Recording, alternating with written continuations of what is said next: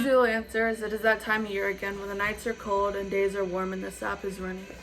For the Ojibwe, this was always a time of renewal. Family groups united with their band, relatives, and friends who they had not seen over the winter and gathered for work of sugaring, which seemed more like a festival than work. The opening of Sugar Camp in the early spring marked the beginning of Ojibwe communities coming back together into larger groups for food production, ceremonies, and social events. Making maple syrup is an ancient tradition for our people. It was the native people who showed the colonists how to make maple sugar and maple syrup.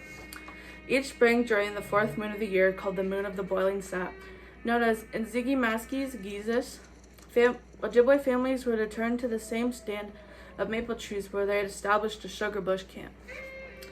These camps had been in the same family for generations. The Ojibwe would collect the sap using wood spigots and spiles and birch bark baskets called nabodin and boil the sap down into granulated sugar. The women performed most of the labor associated with maple sugar production, and the men worked in supporting roles such as cutting firewood and supplying food by hunting and fishing. The maple sugar was used primarily to season food, and they would mix it with their meat and even sprinkle sugar or maple syrup over fish boiled in water.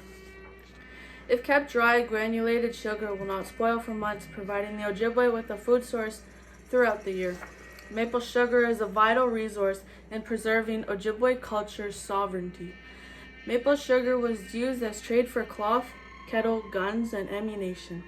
Maple sugar was used as gifts to the clergy, military, and government officials. Maple syrup as well as tobacco and tea were left on the graves of relatives as offerings to the spirits of the dead. We need to treat the maple syrup with respect. If you burn some, if you spill some, if you waste any unintentionally, you have to do a tobacco ceremony for the waste because the maple sugar is a gift from the Creator. So next time you pour your maple syrup on your pancakes, remember the history of the Ojibwe and where maple syrup came from. Miigwech.